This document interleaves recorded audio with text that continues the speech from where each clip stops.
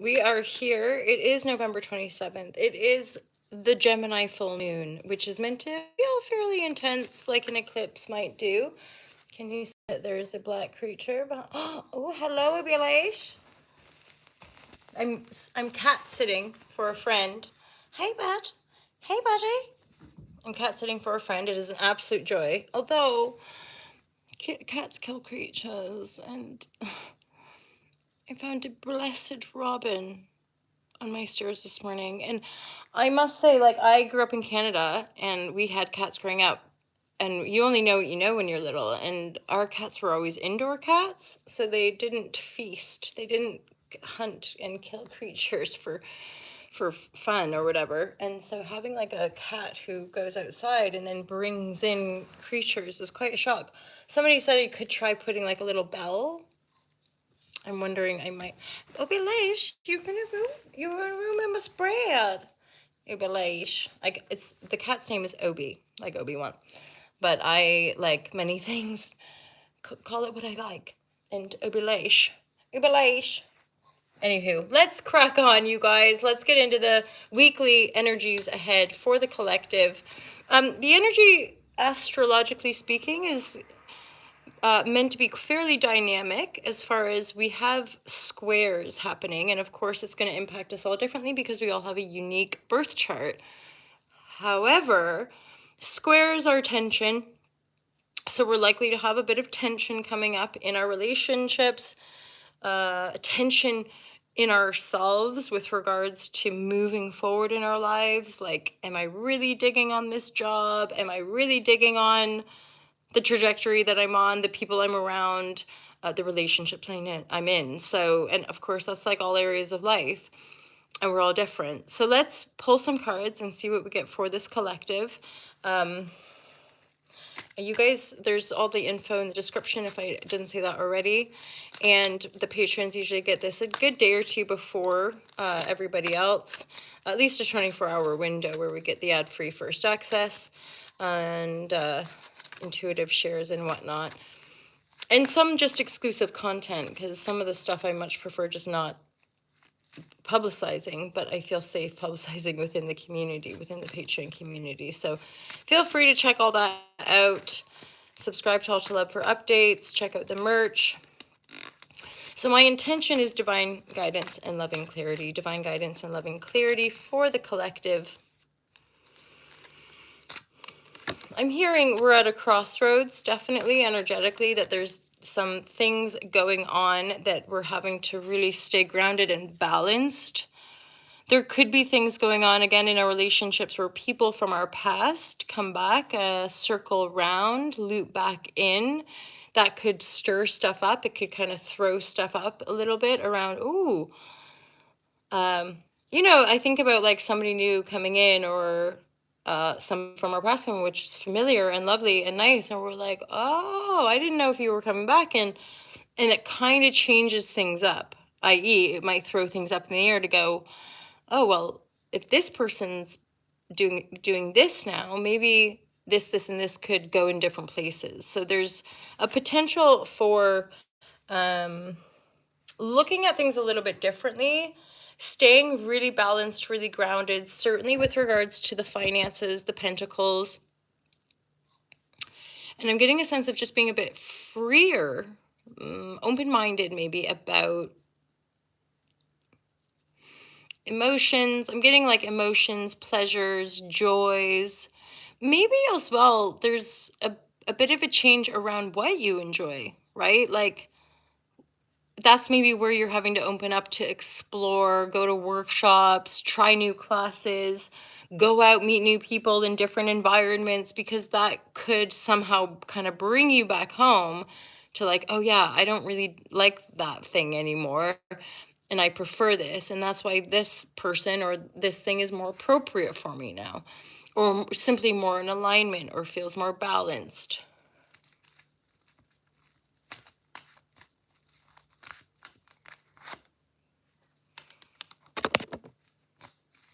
A lot of emotional energy here. I remind myself, this is a weekly reading. kicking us off with a full moon energy, right? And the Gemini full moon is dynamic, especially with this week that we're having with these squares.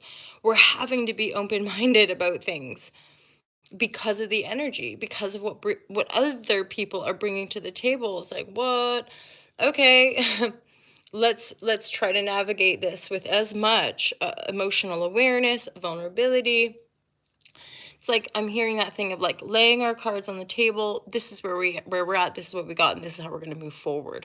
So as much as there might be some stickiness or a bit of like back and forth or just outworkings, inner conflicts, things we have to talk to people about to then get us to the other side, so that then we can have clarity to move forward, what have you. There is something coming back around though that is gonna feel really good and supportive, where you're like, good, I'm not alone in having to balance this out.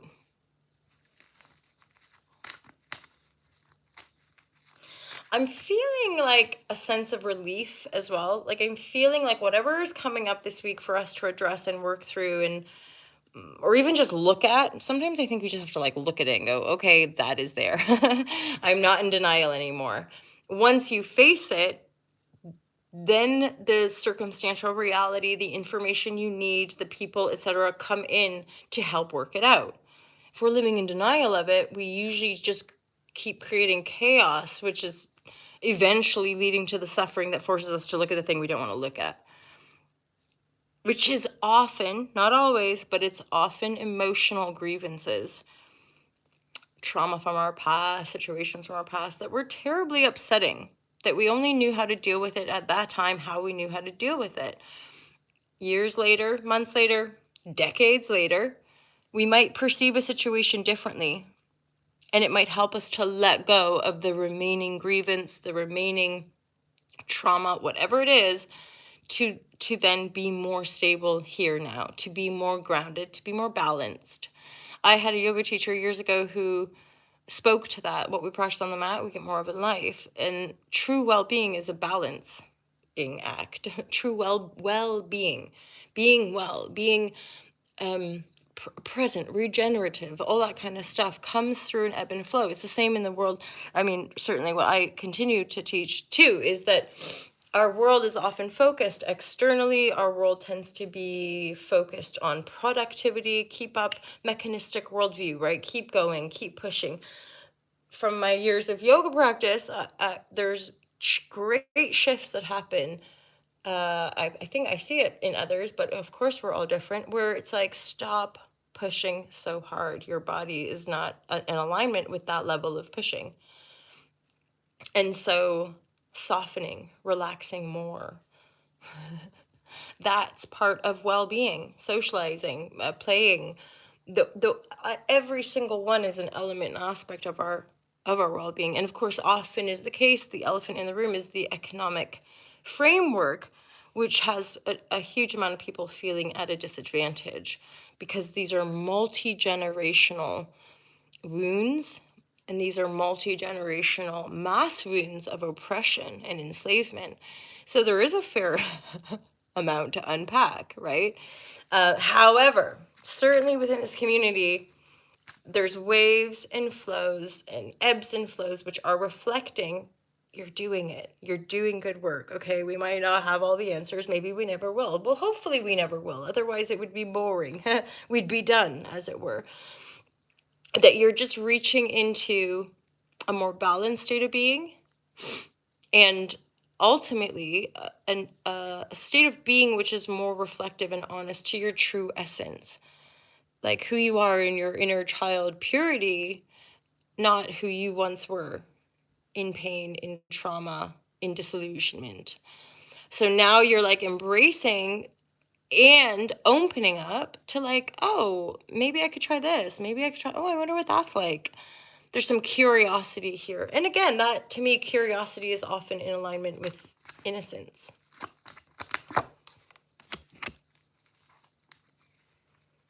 I'm getting, yeah, okay. So this is also about, this is like the square energy. Okay, standing your ground, flip it and think of like when we rise our power, when we make really positive change, we can often get kickback from other people. What are you doing? Why are you doing that different? What you think you're gonna go do what? Right? So be mindful of that double edge. Endeavor to not rise to that, like as in hold your strength, hold your knowing, hold your presence, your love, your compassion, knowing that love and compassion is the true strength and power. Not you fighting with people who don't understand, not you defending yourself. You don't have to defend yourself when you're in your truth, because it's just truth. There's a quote from, or not, it's like one of the lessons in A Course in Miracles. In my defenselessness, my safety lies. And it all intertwines with presence, with the power of now.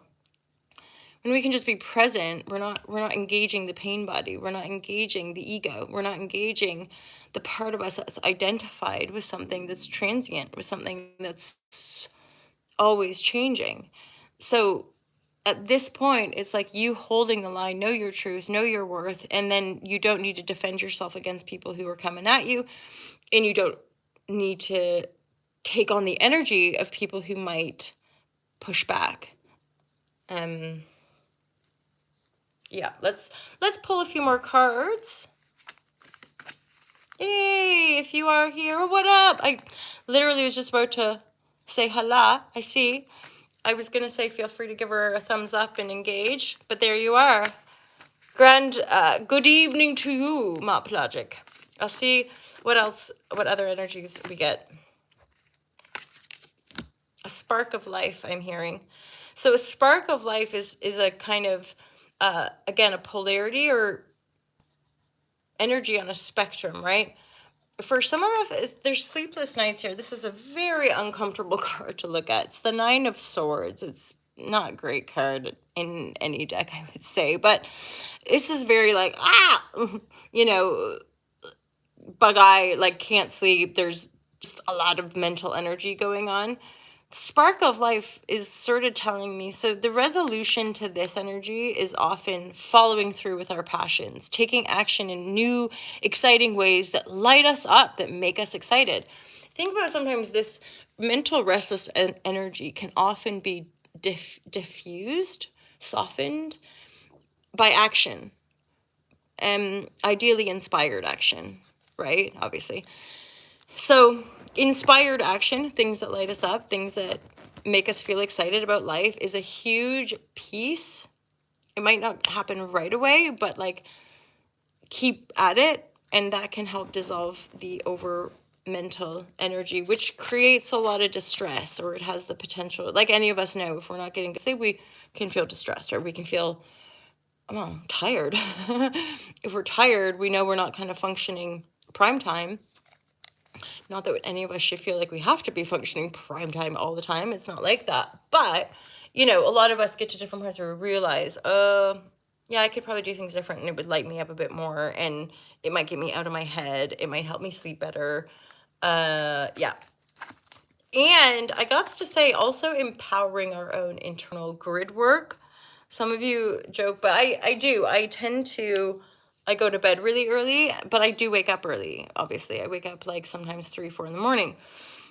And different times I've walked into different situations that maybe made me feel like ashamed, or like something was deeply, deeply wrong with that sleep cycle. But in fairness, the more I just go with the flow and honor my body and it just is what it is. And I know the bod, just through listening to the body, sleep when we need sleep, eat when we're hungry, and our rhythms are our own. I think especially when we've done a fair bit of traveling, or if we've been through substantial energetic shifts, our perception of sleep and time changes, and the sort of eternal, infinite side of us continues to anchor in faith and trust, so the physical body can remain healthier. Yeah. Anyhow, I digress. Okay, so for some of us this week, this is a big shift. Yeah, I look down and see the Wheel of Fortune. Strength card, Death card, Wheel of Fortune. This is a big shift. Probably why some of those other cards came through first around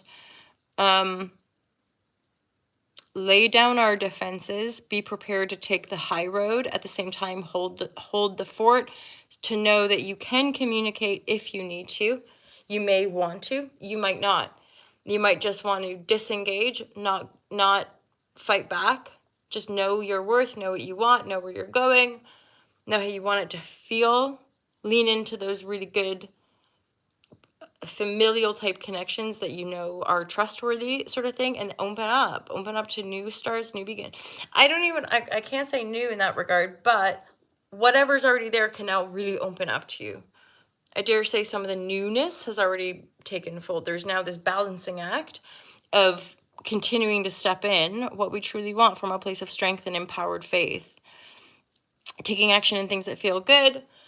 And this is, I'm getting a sense that collectively this can be applied to all of us in all different areas of life.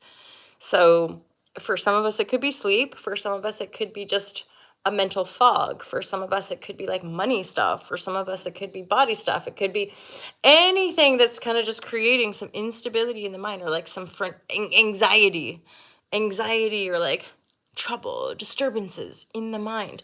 Take action on better feeling things, take action on, and then that taking action will sort of, I want to say, take over, almost like take over, supersede that anxiety energy that maybe, oh, we're all just too familiar with, right?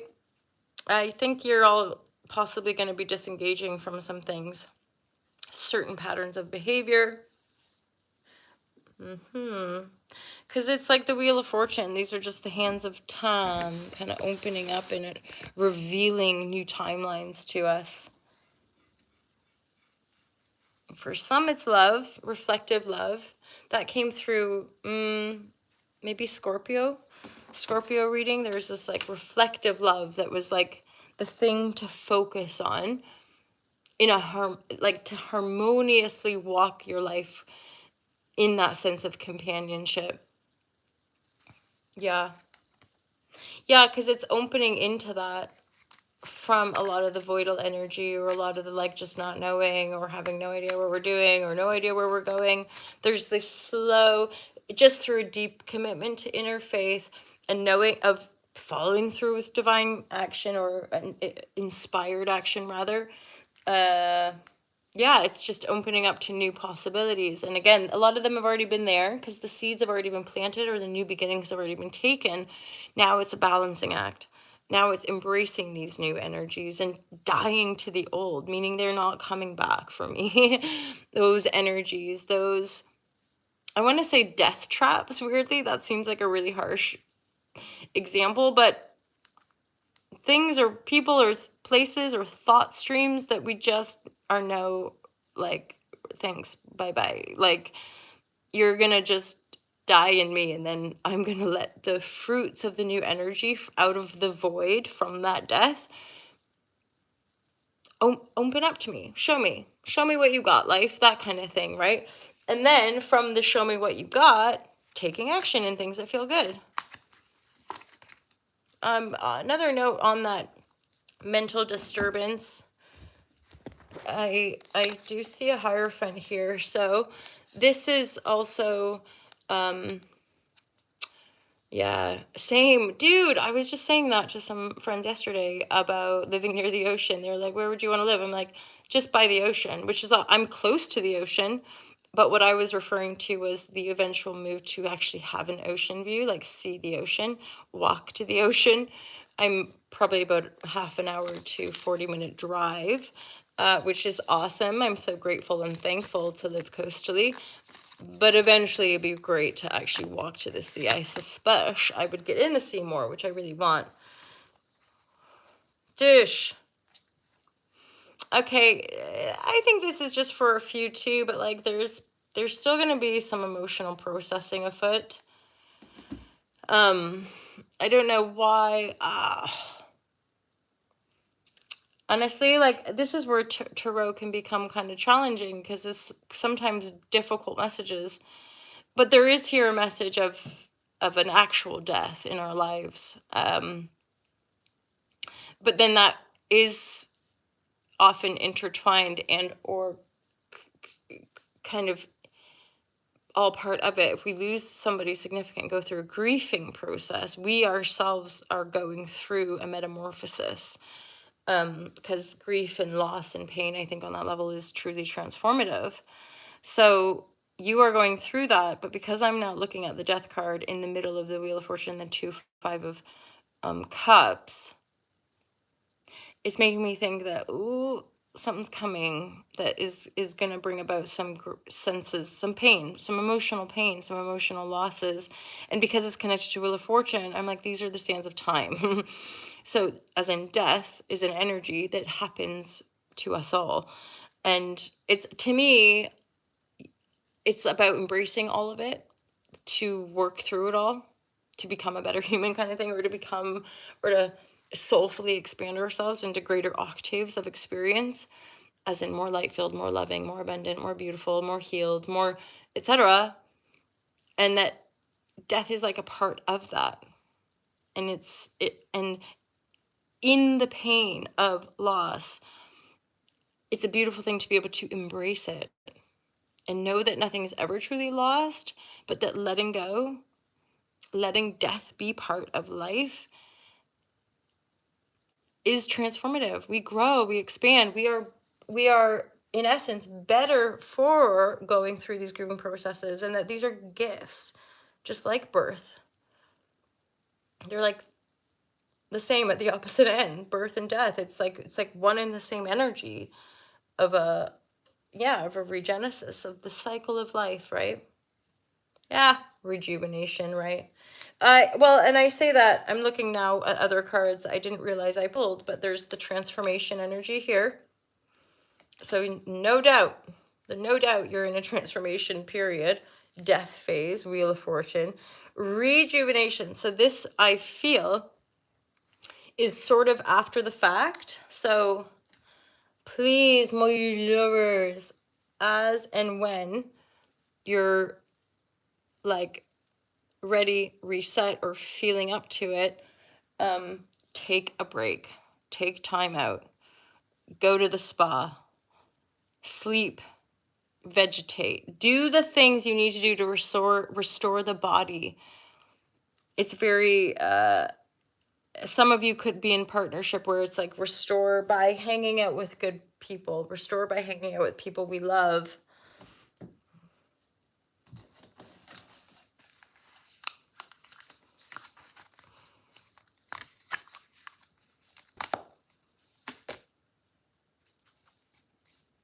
Okay.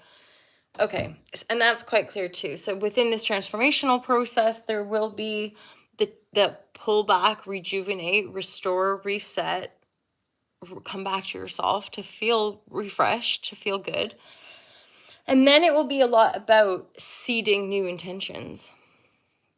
Wow, that huge thing has just gone down and I'm on the other side of it. I don't need to defend. I don't need to fight back. I'm just going to be in love with where I am at now, balancing the scales, balancing my life, rebalancing my life, allowing the process to be what it is, leaning into good friends. And then as that spaciousness opens up for you, then you seed the intentions.